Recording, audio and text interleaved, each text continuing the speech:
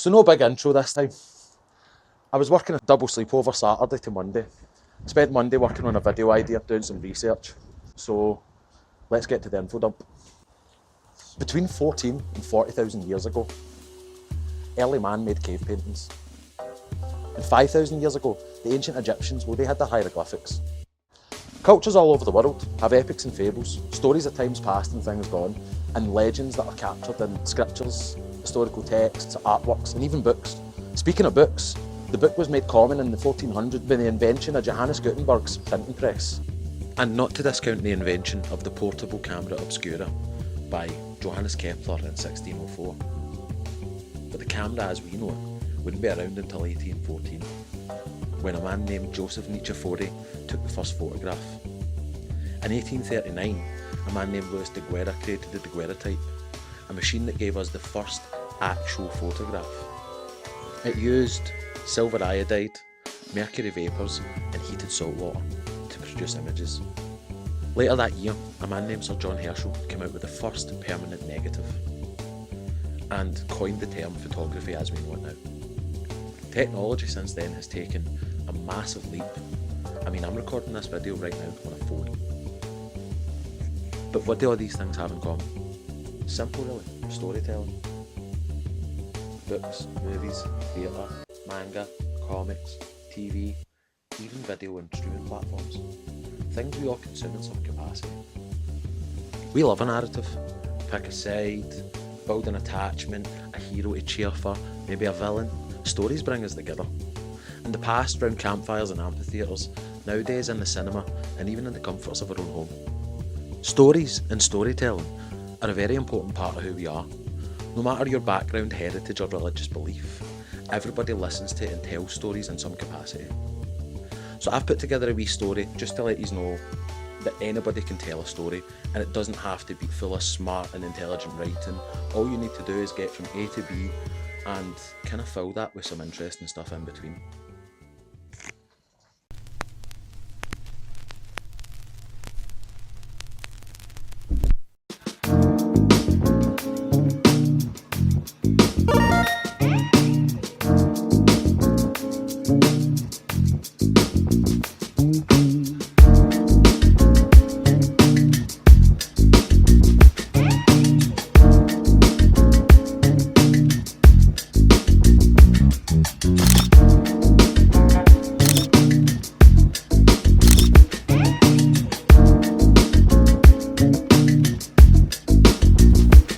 Player 1.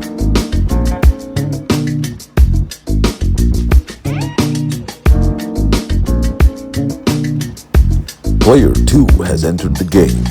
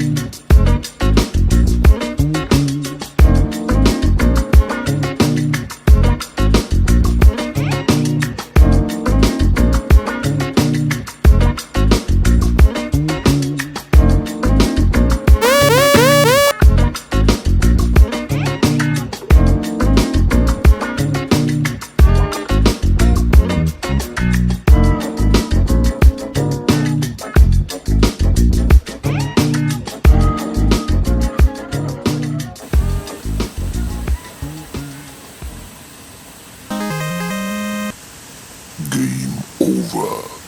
Stories are all around us, and how we're telling them is changing and developing every day. And that's why I made this video. One of the things I want to do whilst I'm making these videos is get better at developing and telling better stories. So yeah, week 2's been, again, really fun. I worked a sleepover Tuesday. Yous have just seen what happened on Wednesday, my day of filming. I was asleep over Thursday to Friday, and then I had a day shift on Friday. So we'll cut to Saturday.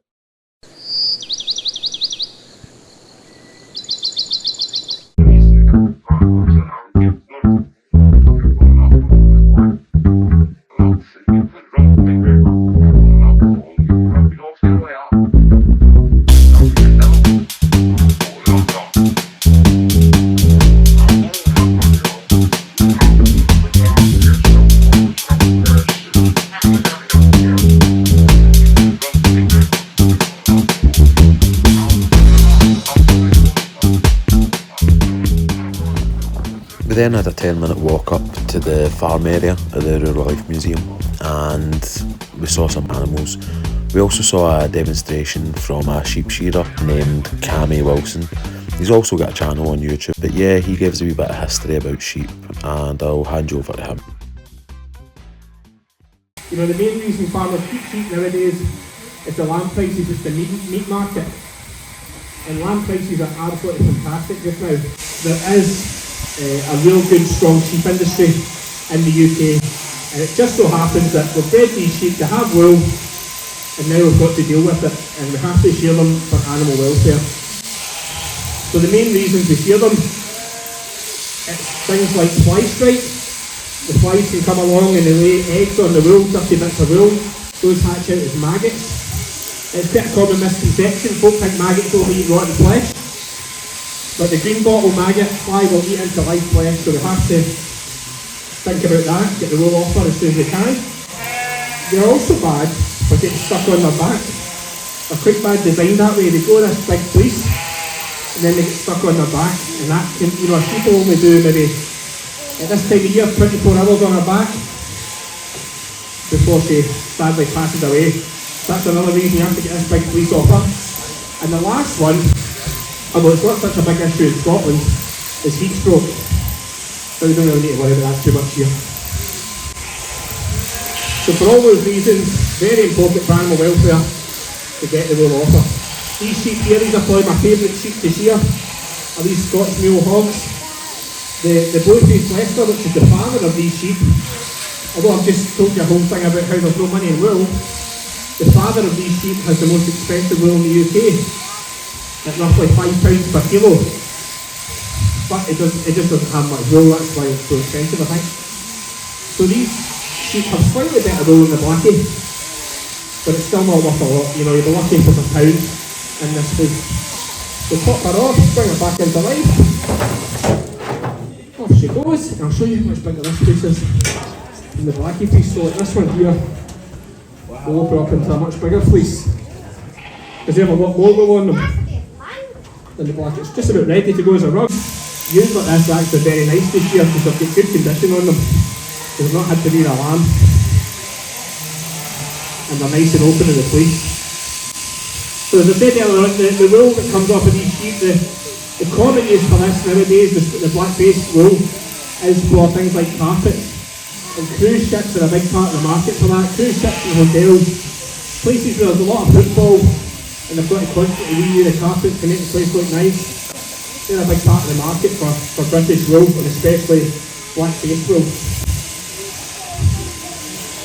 So coming round the sheep again, keeping her calm. She's a bit bigger and thicker and heavier set than the hogs. But generally speaking, they do sit a wee bit nicer, just because they've been through the process before. And they're going to know how good they're going to feel after it. A couple of blows here, stepping over. This technique we're using here is called the bone technique. It was developed by a New Zealand shearer. New Zealand, of course, is very good at sheep shearing. Although they're not the best in the world. That's currently the Welsh. But you know, it's actually quite nice for them because the rugby is taking a real dive lately, and it's just good to keep their chin up, you know. And if there's one thing the Welsh are known for, it's their sheep ability. So it's nice. It's nice for them to be doing well at something. So coming down the last side, reaching right over again. My hamstrings on fire.